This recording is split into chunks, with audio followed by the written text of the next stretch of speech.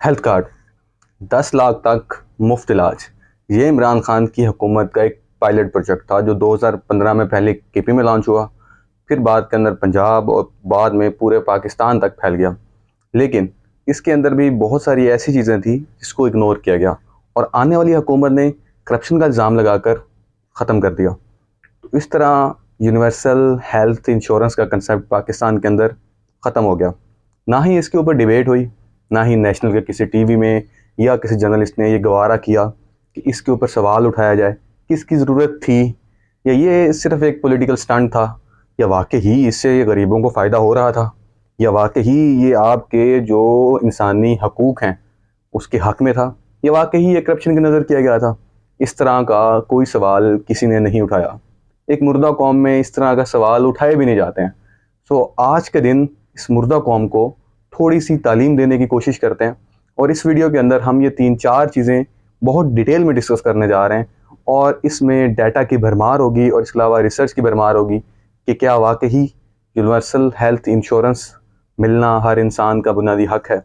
क्या अमेरिका जैसी स्टेट जो कि इतनी तरक्की याफ्ता होने के बावजूद भी अपने लोगों को यूनिवर्सल हेल्थ इंश्योरेंस नहीं देती है, तो इसके ऊपर पाकिस्तान को भी अमल करना चाहिए, क्योंकि एक आपका आका जब नहीं दे रहा तो आपको भी हक बनता है कि आप दें या ना दें। तो इस पे ऊपर हम प्रॉपर डिबेट करने जा रहे हैं। सो इस वीडियो को एंड तक देखिएगा और अगर आप इस वीडियो को पसंद करते हैं और इस तरह का ही कंटेंट सुनना चाहते हैं तो काइंडली मेरे चैनल को सब्सक्राइब करें। यूनिवर्सल हेल्थ इंश्योरेंस, इसका कंसेप्ट बहुत सादा है। आप सबने सुना होगा कि हेल्थ जो है इसको बहुत सारी कंट्रीज़ जो हैं एक बुनियादी इंसानी हकूक़ मानते हैं। वो कहते हैं कि हर इंसान का हेल्थ के ऊपर एक जैसा इख्तियार है। हर शख्स को अपनी जो सेहत है उसको रखने का, अपनी बॉडी को रखने का, अपनी जिस्मानी हकूक़ को रखने का एक जैसा इख्तियार है। तो उसको सपोर्ट करने के लिए हर कंट्री जो है वो अपनी एक लायामल लेके आती है। हर कंट्री की अपनी पॉलिसी होती है, कुछ कंट्रीज़ को रिकगनाइज़ करती हैं, कुछ नहीं करती हैं। लेकिन इसको रिकगनाइज़ करने के चक्कर में यूनिवर्सल हेल्थ इंश्योरेंस आता है। यूनिवर्सल हेल्थ इंश्योरेंस से मुराद ये है कि आपकी जो भी बेसिक हेल्थ केयर होगी, यानी कि आपका इलाज, आपकी दवाइयाँ, आपके ऑपरेशन वगैरह के जो खर्चे हैं वो हुकूमत खुद उठाएगी। अगर आपको ऐसा नहीं होता है और इसकी एक मुकम्मल कीमत रख दी जाती है कि यहाँ तक जो खर्चा है वो हुकूमत उठाएगी, ऊपर वाला खर्चा आप खुद उठा लीजिएगा। इसको एक सिंपल ज़ुबान के अंदर यूनिवर्सल हेल्थ इंश्योरेंस कहा जाता है कि आपकी जो जिस्मानी जो ख़राबियाँ हैं उसकी इंश्योरेंस की जाती है, उसको इंश्योर्ड किया जाता है आपकी हुकूमत की तरफ से कि ये अब हमारी ज़िम्मेदारी है, आप हमारे सिटीज़न हैं, आप टैक्स पेयर हैं, आप इसका टैक्स पे करते हैं, तो आपकी इंश्योरेंस जो है वो हमें मिलेगी। तो इसको यूनिवर्सल हेल्थ इंश्योरेंस की वजह से 2015 के अंदर पीटीआई ने पहली दफ़ा पाकिस्तान के अंदर अपना एक पायलट प्रोजेक्ट लॉन्च किया जिसको सेहत इंसाफ कार्ड का नाम दिया गया और उसके अंदर 10 लाख तक हर बंदे का इलाज जो है वो मुफ्त किया जाएगा। उसके अंदर ये था कि हर तरह के लोग, कोई भी उसके अंदर डिवीजन रखी गई, बच्चे बूढ़े जवान हर तरह से लोग, क्योंकि सब टैक्स पेयर हैं तो सब ही उसके अंदर आएंगे। फिर जैसे ही हुकूमत पंजाब के अंदर आती है तो पंजाब के अंदर भी इसको लॉन्च किया जाता है, फिर उसको एक नेशन वाइड किया जाता है। अब यहाँ पर क्योंकि हेल्थ आपका प्रोवेंशियल मैटर है और प्रोवेंसेस के अपने टैक्सेस भी होते हैं, तो हर प्रोवेंस का जो यूनिवर्सल हेल्थ इंश्योरेंस है उसको डिफरेंट रखा गया। तो पंजाब का जो यूनिवर्सल हेल्थ इंश्योरेंस है इसका जो 2020-21 का बजट था वो तकरीबन 60 बिलियन रुपीज़ था और बाद में इसको डबल कर दिया गया 126 अरब रुपए।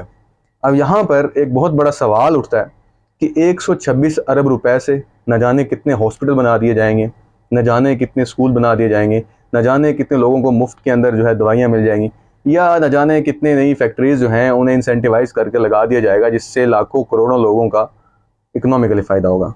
सो ये हमारा मेजर सवाल है कि क्या यूनिवर्सल हेल्थ इंश्योरेंस जो है वो ज़रूरी है, या उससे उस पैसों से वो जो लोग हैं उनका ज़िया होता है और उन पैसों को कहीं और जगह लगाकर बेहतर इन्वेस्ट किया जा सकता है।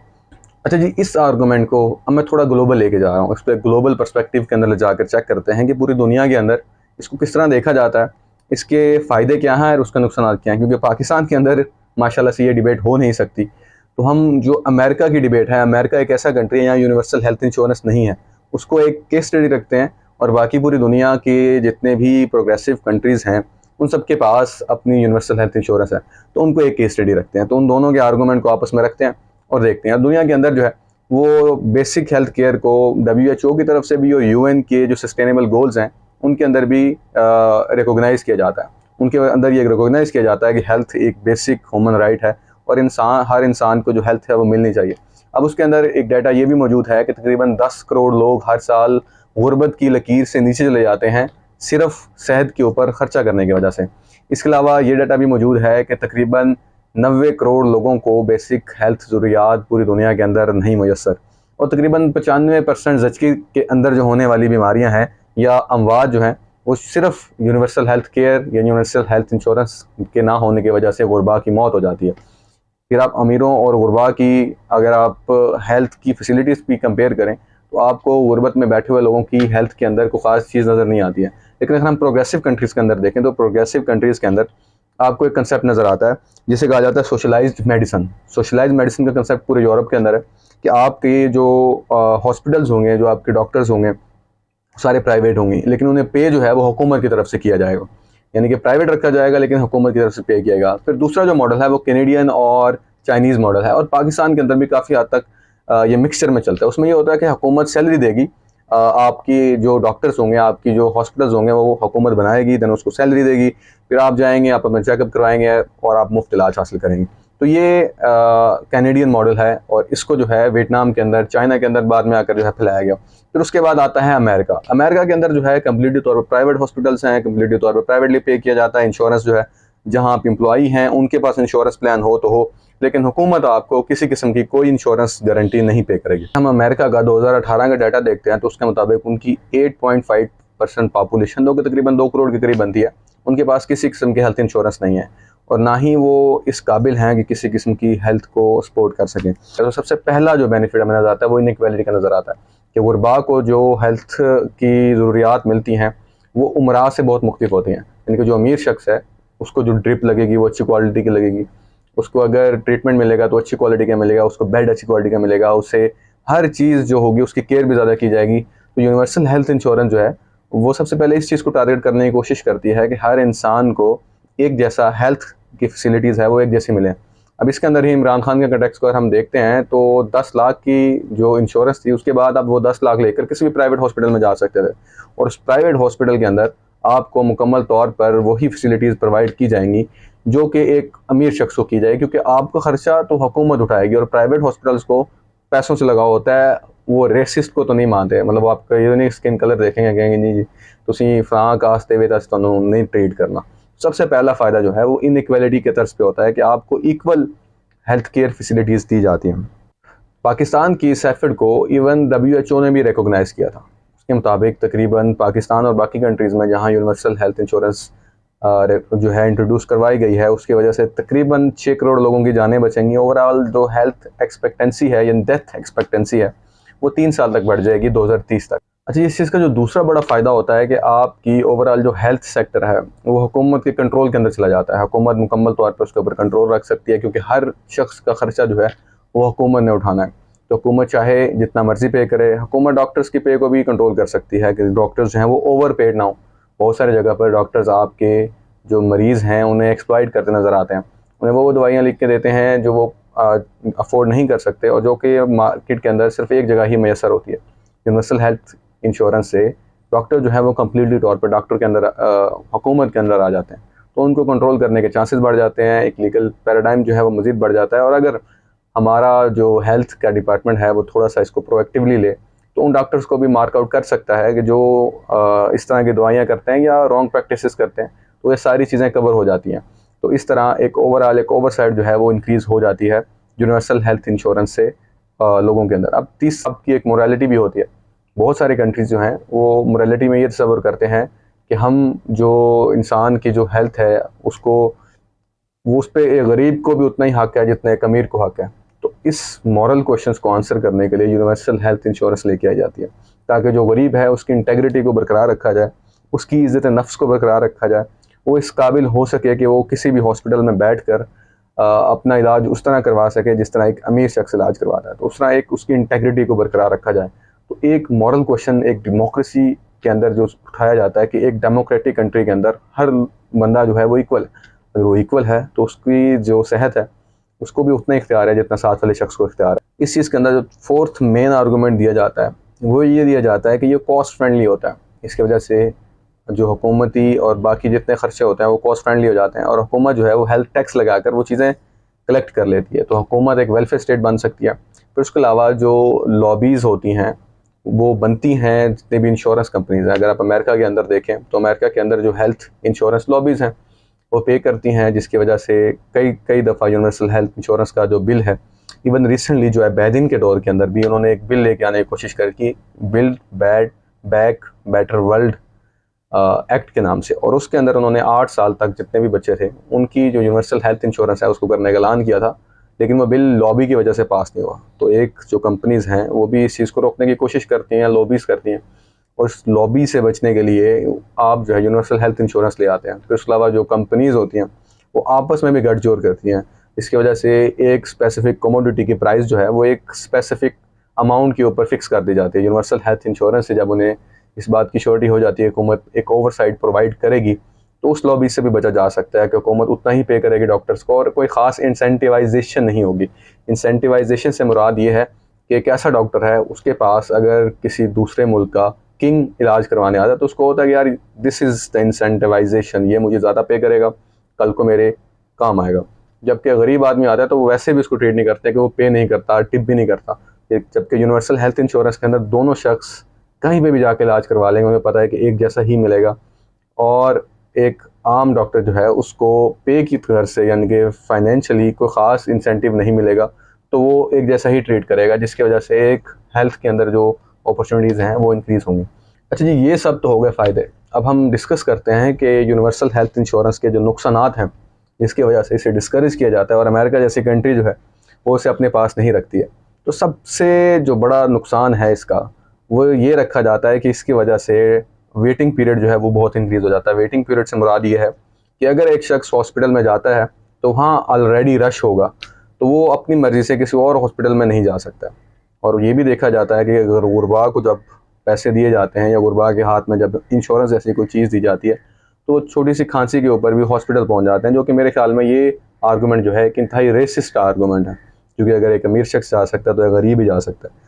तो इन तमाम की वजह से जो हॉस्पिटल्स हैं वो ओवर उनकी कैपेसिटी के ऊपर जो है बर्डन आ गया, जिसकी वजह से वेटिंग पीरियड जो है वो बहुत ज़्यादा हो जाता है। अगर आप अमेरिका का वेटिंग पीरियड जो है, वेटिंग पीरियड से मुराद है कि आप डॉक्टर के पास जाते हैं, उसे कहते हैं यार मेरा ये हर्नियों का ऑपरेशन है, मेरा हर्नियों का ऑपरेशन करते हैं, तो वो आपको एक टाइम लिख के देता है। अब तो वो टाइम तब लिख के देगा जब वो फ्री होगा। अब उसके मुकाबले के अंदर अगर आप कनाडा के अंदर वेटिंग पीरियड देखते हैं जो कि तकरीबन 27 वीक्स का, 1.5 साल का है, और बाकी जितने भी कंट्रीज़ हैं वहाँ पे वेटिंग पीरियड जो है वो काफ़ी हद तक कम नज़र आता है। कनाडा हो गया, यूके के अंदर भी वेटिंग पीरियड जो है वो 3 से 4 वीक का होता है, जो कि बहुत ज़्यादा है। जबकि अमेरिका के अंदर वेटिंग पीरियड 6 दिन, 5 दिन, इवन कई दफ़ा तो कुछ घंटे का होता है। और उसकी मेन रीज़न ये है कि वो इंसेंटिवाइज़ करते हैं डॉक्टर्स को, जिसकी वजह से पूरे डॉक्टर्स जो हैं पूरी दुनिया के वो उस कंट्री में आ जाते हैं।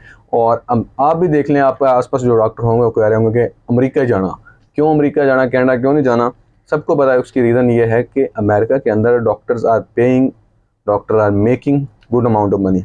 सो उस अमाउंट को इंसेंटिवाइज किया जाता है कि जितना अच्छा हॉस्पिटल होगा उसमें ज़्यादा पे होगी।